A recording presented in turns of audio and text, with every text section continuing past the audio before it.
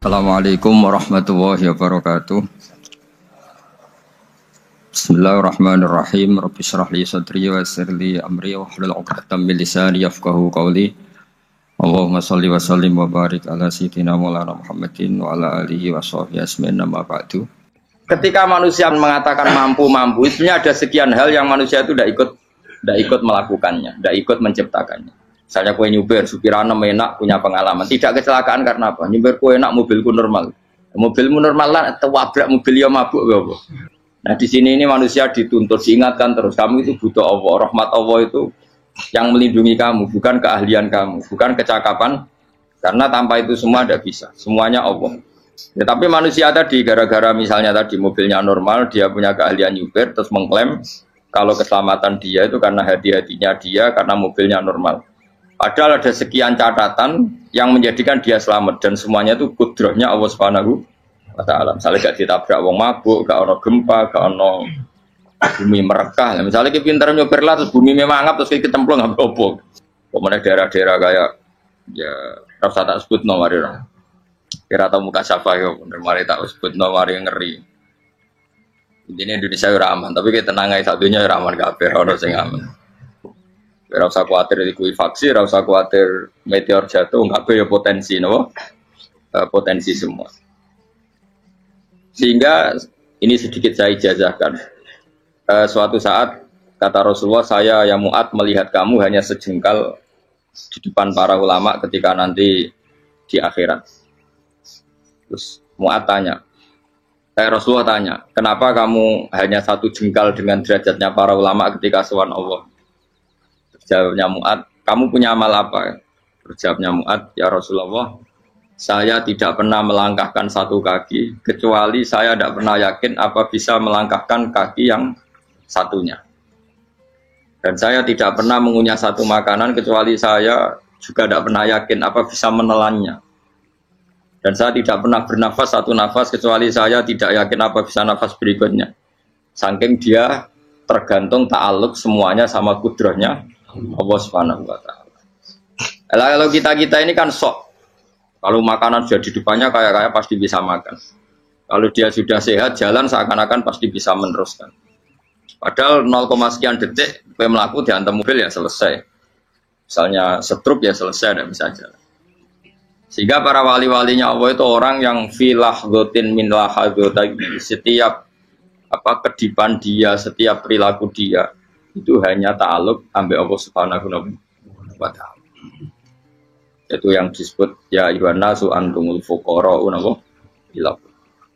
Nah, kemudian resiko makom ini, ya semua makom tak ada resikonya. Resiko makom ini itu biasanya dia lupa doa. Kenapa lupa doa? Karena doa itu terdefinisikan. Tak wari ilmu hakikat terus rumono wis ra paham lah to tak ulangno. Ya resiko ilmu saya ingatkan. Ilmu itu kan ada dua. Ada ilmu yang karena didefinisikan.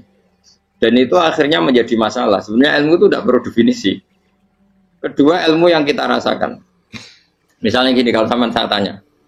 Kamu pernah nggak minta jadi punya uang banyak? Nggak tanya. Pernah nggak minta? Terus artinya minta itu apa? Terus kita mendefinisikan. Menengadahkan tangan. Bilang ya Allah saya minta uang banyak, saya minta ingin beli mobil, itu namanya apa? Tidak jauh saja, doa kan?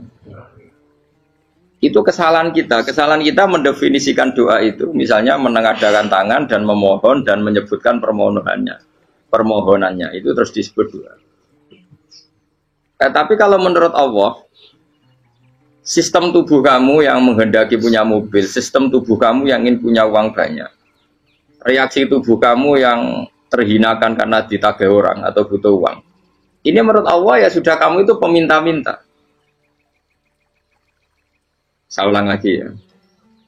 Sehingga menurut Allah kamu minta tidak minta ya tetap berstatus peminta, pengemis. Nah, orang-orang yang sudah wusul, meskipun itu kondisional ya tidak selalu. Itu ya dia pikirannya mengadahkan tangan apa enggak ya sama saja tubuhnya merasa minta sehingga dia tidak perlu mengekspresikan minta. Nah, terus orang yang fikih bilang seperti itu tuh sombong, wong kok gak tahu dungo. Sebetulnya keliru, vonis orang fikih. Bagaimana mungkin dikatakan sombong? Dia reaksi tubuhnya, elemen tubuhnya sebetulnya meminta. Dia tidak berkategori meminta karena ilmu kadung didefinisikan. Kalau minta itu yang seperti ini. Itu kan lama. Nanti kalau suatu saat Indonesia yang kuasa itu terlalu NU atau terlalu yang tidak NU, lama-lama ada definisi.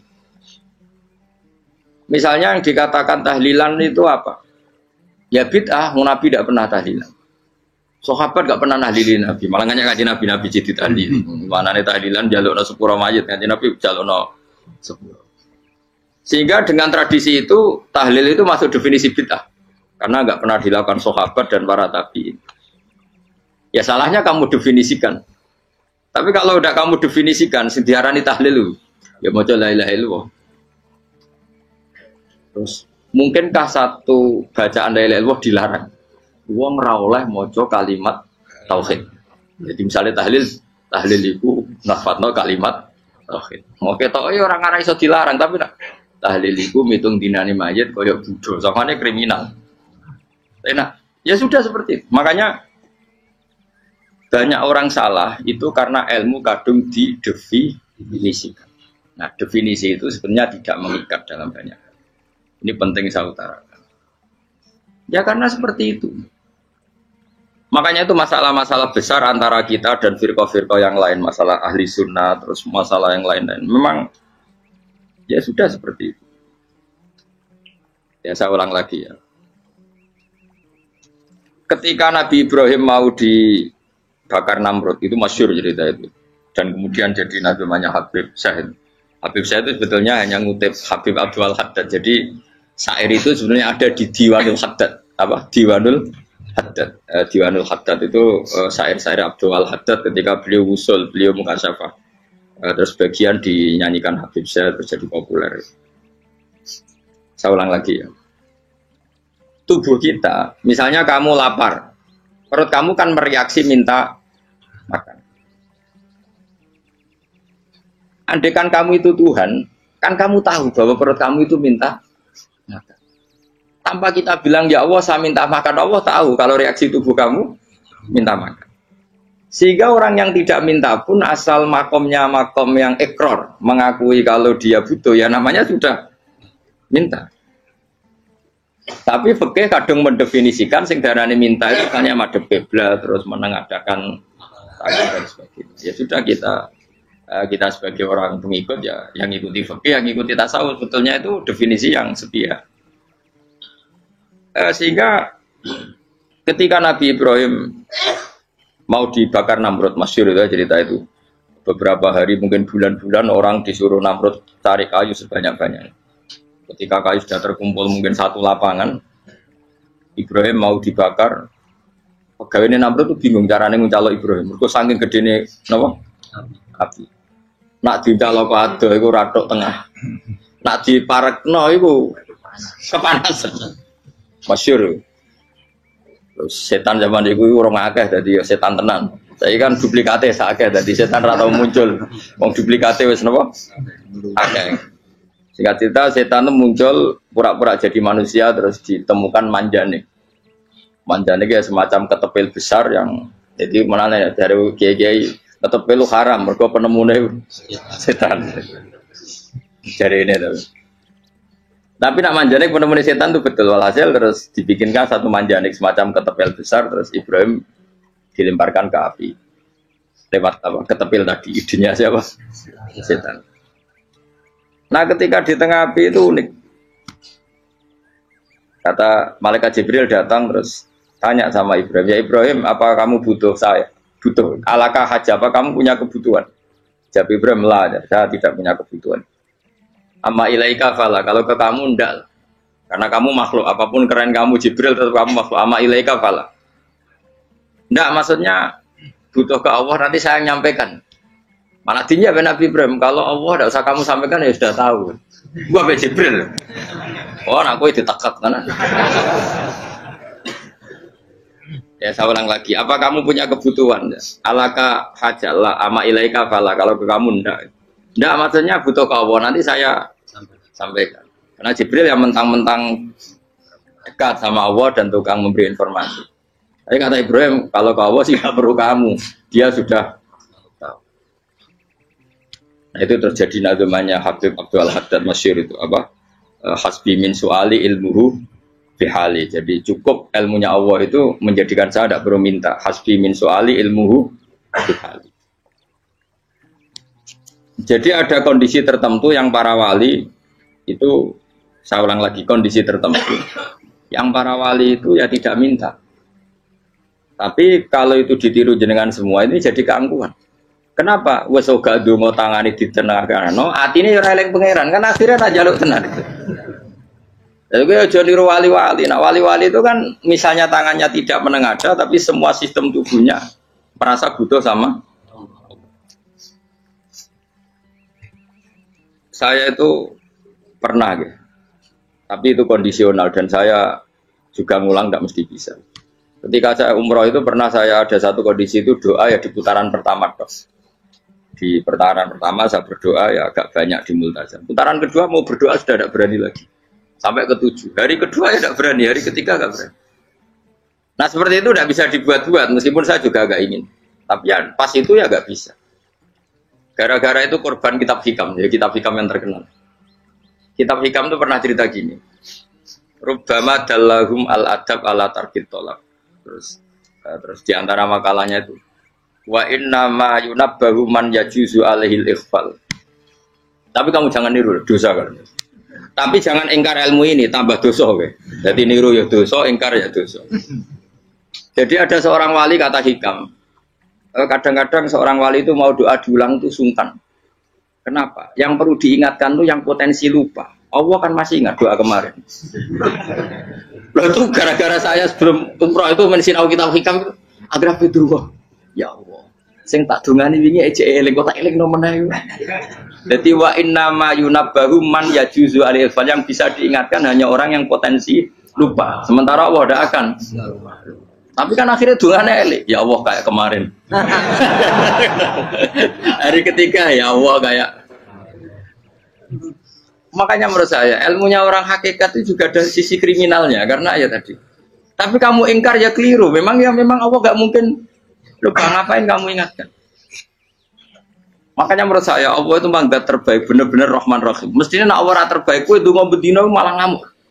Lah aku lali tapi mbok elang eling dong. Tapi Allah itu ya maklumi ya, dengan kekeliruan. Kita ini kan selalu keliru, dongo terus ya keliru sebetulnya, karena seakan-akan kan mengingatkan seseorang yang mungkin lupa. Wong Allah tidak pernah lupa kok, kamu ingetin terus. Atau kamu menggurui Allah, yaitu ya Allah nang sebadani kalau di duake, padahal nggak mesti maslahat bagi kamu. Duake orang mesti maslahat bagi kamu. Maka ada sekian contoh yang wali itu dibully pangeran. Saya sering cerita, banyak cerita wali itu dibully pangeran, digarap ya pangeran. Ini gara-gara salah dewi. Saya pernah cerita dan itu ada di hikam betul di kitab itu. Ada wali itu tukang hamal itu manol di pasar, itu tukang angkut. Jadi kalau ada orang bawa barang berat diangkut dia, terus misalnya kalau dulu mungkin ya ke kereta atau ke singkat cerita terus diupahi. Setelah dapat apa dia pasti pulang karena dia hanya butuh makan satu piring, karena dia tirakat makan satu piring untuk ibadah 24 jam. Singkat cerita dia ngeluh, ya Allah, kamu tahu, engkau tahu saya ini pecinta engkau, saya ini hanya butuh makan satu piring untuk kuat sholat.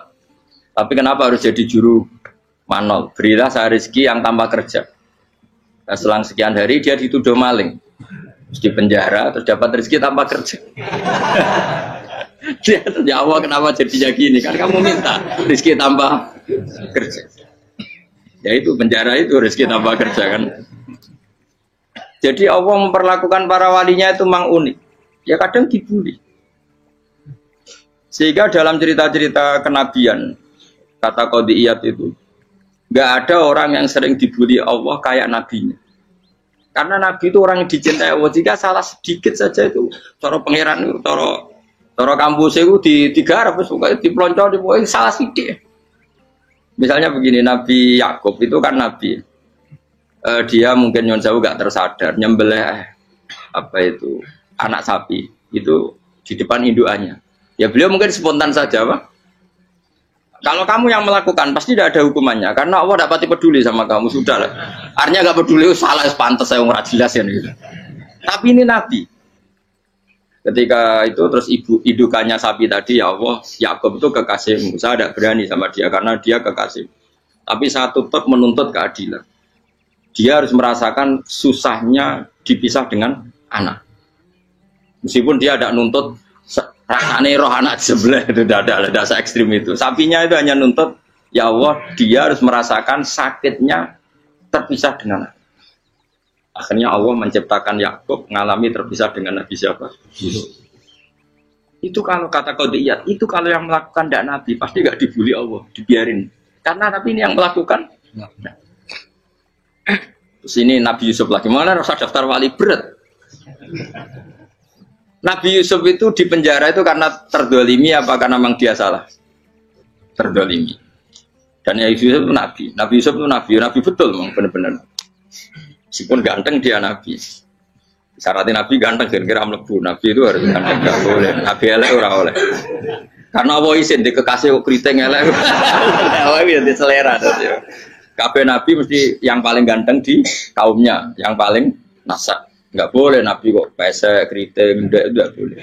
Tapi kalau sudah jadi orang soleh oleh kan. Tapi kalau Nabi enggak boleh. Nabi Yusuf ganteng. Masyhur kan cerita Nabi Yusuf dengan siapa? Zulaikha. Dan belum ada orang dalam keadaan darurat masih cerdas kayak perempuan. Jadi singkat cerita, ketika Yusuf diajak Zulaikha selingkuh gak mau kan keluar dari kamar.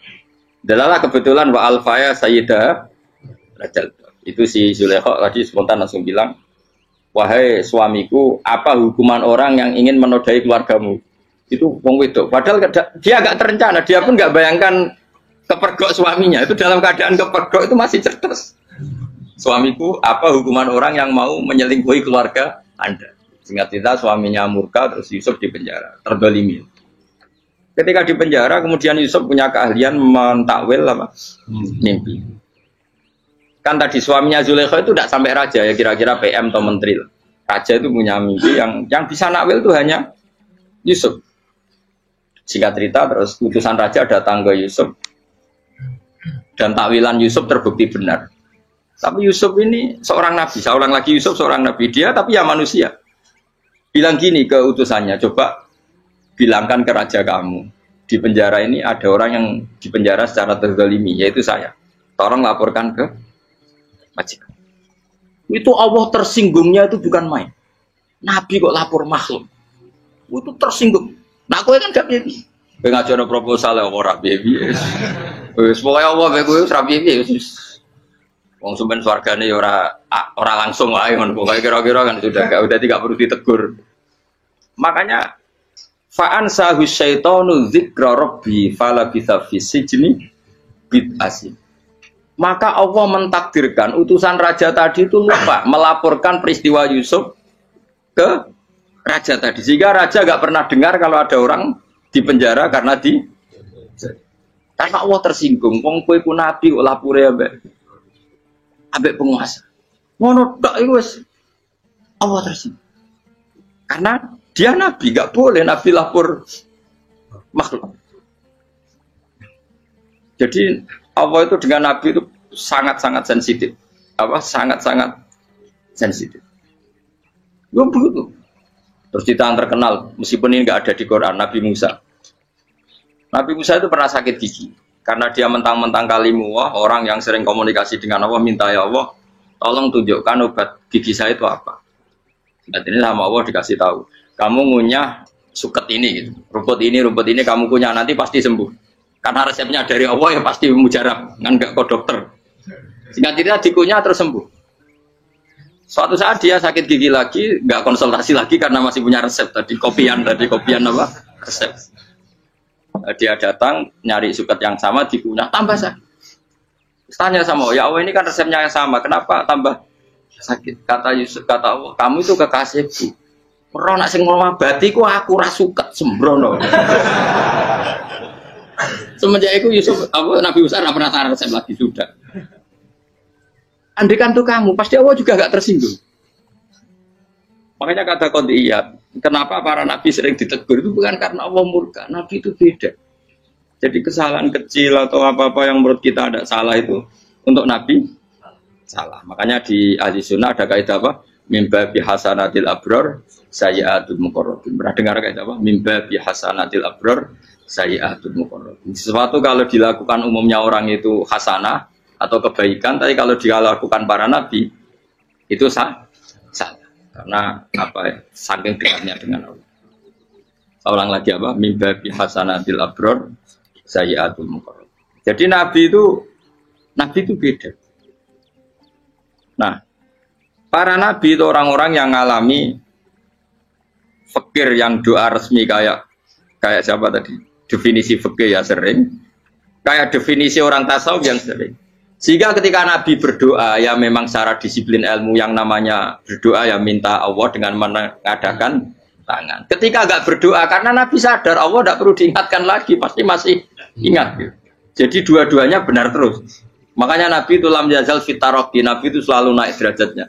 Karena pas minta ya benar, pas tidak minta ya. Kalau kamu turun terus. Pas minta itu karena tomak kamu, hadun nafsi kamu, serakah kamu, tapi nggak tahu diri pantas taura dengan permintaan. Kayak gue misalnya jongo jadi wali, iso Allah tersinggung. Bocah atau tirakat atau dia harus jadi wali. Tapi gak dongo ya Allah tersinggung. Kere atau dongo. Jadi orang kalau tidak wali itu sudah keliru terus. Jadi gue di sepuro, tapi tak kira itu akeh. Ya jajal gitu ngajak wali kok Sabtu kok dirjelang. Kira-kira Allah tersinggung ngapa nyembah. Kira-kira tersinggung. Tapi misalnya kira tahu dongo kepengen kau Imam Syafi'i, apa yang tersinggung? Bocah ora di idola. Terus piye Gus? Ora piye kadung salah biasa wis. Wis bakat salah no. Bakat salah. Ini dongane sing gampang ae mesti bener Rabbana dzalamna anfusana wa lam taghfir lana wa tarhamna lanakunanna minal khasirin. Saya pernah punya kitab dan kitab itu menurut saya luar biasa. Bahkan ketika adu bully itu, adu cara mahasiswa itu kayak pelonconan itu. Nabi sama Nabi pengiran gitu dan itu sekali yang satu salah melakukan disiplin ilmu pengiran itu degradasi dan Allah memang mengancam gitu kalau kamu melanggar ini la biton namin diwanin nubuah nanti la amkuan namin diwanin nubuah kamu saya hapus dari buku kenabian. Tes-tesannya ya lucu misalnya begini kata Nabi Musa kan ditanya ketika dia khutbah ditanya orang siapa orang paling alim ya Nabi Allah. Sekarang orang paling alim itu siapa? Nabi Musa jawab, saya kan. Ya itu Allah tersinggung karena wong kok mletene ngono. Tapi andai kan Nabi Musa kok jawab Fauzi itu salah, tambah salah meneh. Tahun enggak Ruhen, malah salah meneh. Tapi jawab Musa ya salah. Saya Gusti, saya kan. Orang paling alim siapa? Saya. Allah memperingatkan Musa, ada seseorang yang lebih alim ketimbang kamu. Coba kamu harus ketemu dia. Ketemu dengan cerita ketemu Nabi siapa? Khidir. Terus dalam 3 sesi ini 3 babak ini buli-bulian. Nabi Khidir itu dalam 3 babak ini selalu kelihatan salah. Di antaranya adalah cara sekarang ya mungkin di gonjak sepeda motor atau perahu kalau dulu yang menggratisi dia numpangi sepeda motor malah spionnya dicopot. Spionnya dicopot dirusak. Tapi Musa kan sudah digratisin malah rusak yang motornya yang apa? Menggratisin. Nabi Khidir masih tenang. Kamu tidak paham. Jadi Nabi Khidir mesti tidak kamu tidak paham. Itu kata Syurrahul Hadis termasuk Ibnu Hajar Al-Asqalani bilangin. Setelah itu kedua membunuh anak kecil. Musa tambah marah. Anak yang belum punya dosa kok kamu sampai 3 kali ada 3 peristiwa. Itu kata Syurrahul Hadis. Andai kan Musa kok diam tidak protes, maka dia akan disalahkan Allah.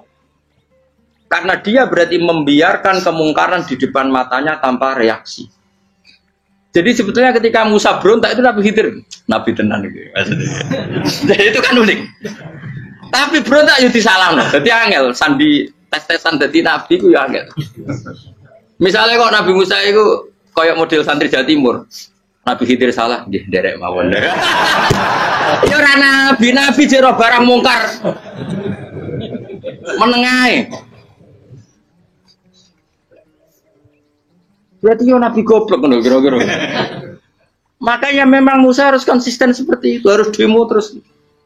Kayak saya misalnya sebagai kiai fikih, kiai ya harus seperti ini cara mulang saya. Enggak boleh saya misalnya terus anut mulang terus tawadhu semeneng itu ora karu-karuan. Jadi andekan Musa kok tidak protes itu malah salah. Ya memang harus. Dan itu Nabi Khidir dia, Nabi tenang. Makanya Nabi Khidir akhirnya respect. Tidak ada hati sebaik Abu Musa. Risi itu gak nyaman ketika melihat kamu. Jadi itu sebenarnya poin. Tapi lucunya Nabi Khidir yang nyalan. Tak ada rasa kok komen tak kok. Tapi yang disalah no. Ya aku jadi Nabi Musa. Ya jajal, gawe peristiwa meneh aku tak sabar rata kok. Bareng. Kon jajal nih. Bareng dijajal ya protes meneh. Bareng protes meneh, tinggal satu kali kesempatan. Kowe takok meneh wis ora dadi murid. Dikasih kesempatan lagi, ya protes meneh deh umat. Tapi itu justru itu menjadi kelebihannya Nabi Musa karena syarat seorang nabi adalah al-musara'ah ila ingkaril munkar kata Ibnu Hajar Al-Asqalani. Syarat seorang nabi adalah secepat ngingkari sesuatu yang mungkar. Enggak boleh. Ya toh kan misalnya kita jadi murid terus gurumu itu gandeng artis atau gandeng penyanyi dangdut. Dia derek mawon. Jadi guru mumet goblok. Tapi kowe ngoroi guru tersinggung. Ora roh hikmah iku. Kan bingung loh. De guru ini kok bingung loh. Soalnya kayak de guru jadab dorong Jawa Timur apa? Gurumu gandeng penyanyi dangdut. Reaksimu biasa saya takut. Ayo loh, nah elek kan gak iri. Biasanya nah elek itu ra iri. Sekarang Pak. Sing ayu, sing potensi iri. Kira-kira reaksi kamu itu milih derek mawon apa berontak?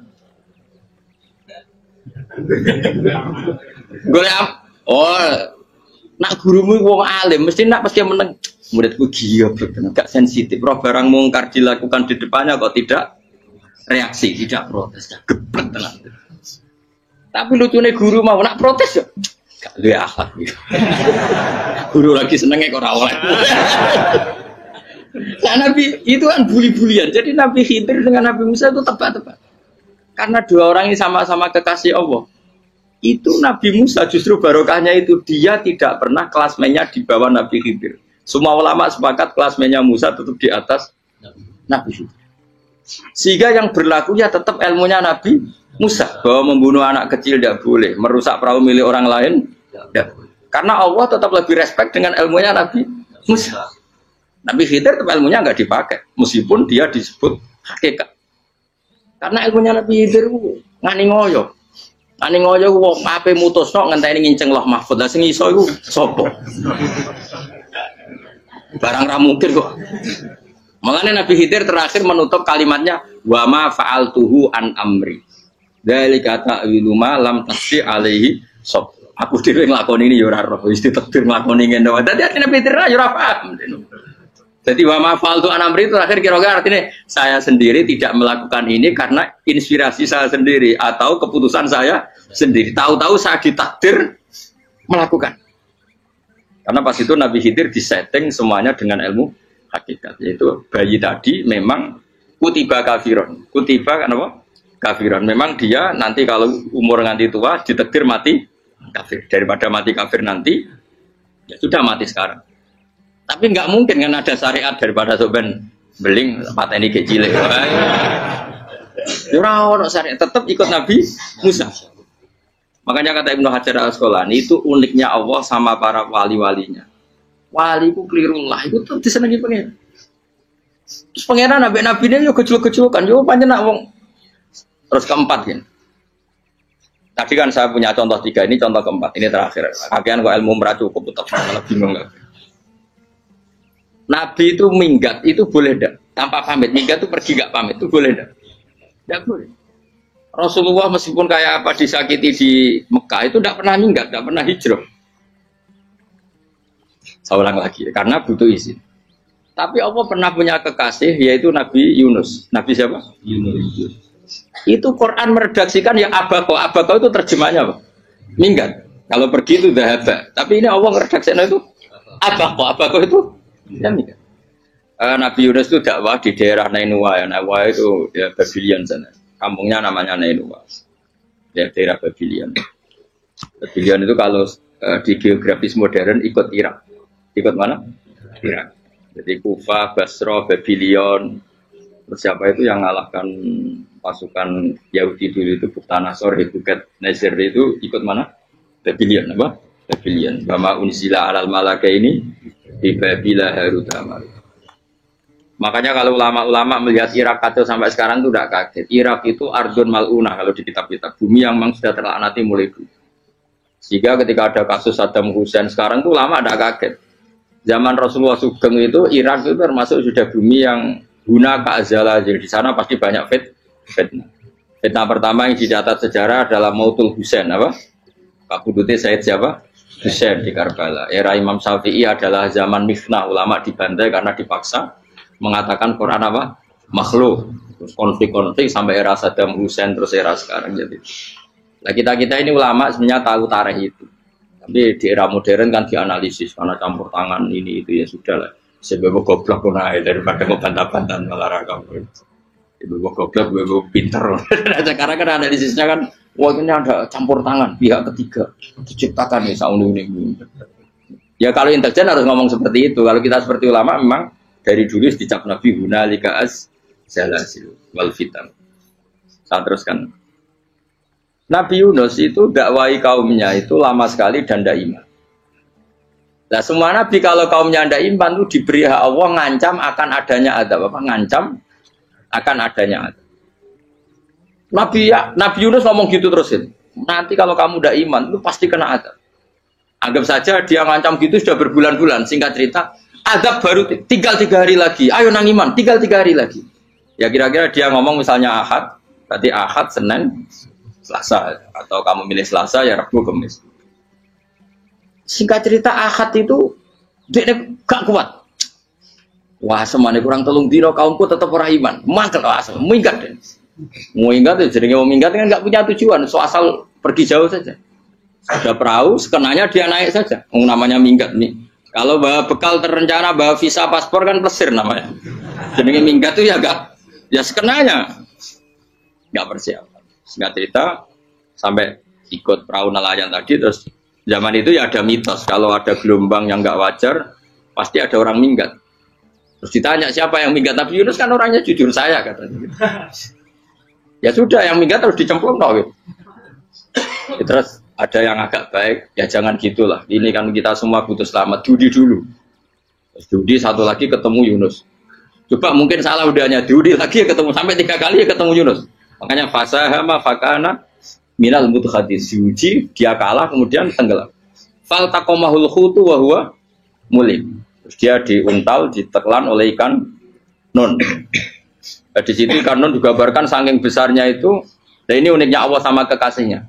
Sudah Allah menyalahkan tapi unik. Ikan ini kan itu sama Allah dikasih instruksi. Kamu nggak boleh makan dia. Dia kekasih saya. Terus ketika di tengah di perut apa? Ikan dia kegelapan terus Nabi Yunus cita-citanya satu ya Allah kalau saya sumpah kiri saya tidak bisa baca tasbih karena sama Allah disulap perut ikan itu jadi masjid jadi dia di dalam perut ikannya santai saja tetap wiridan santai fana ada fi dzulumati alla ilaha illa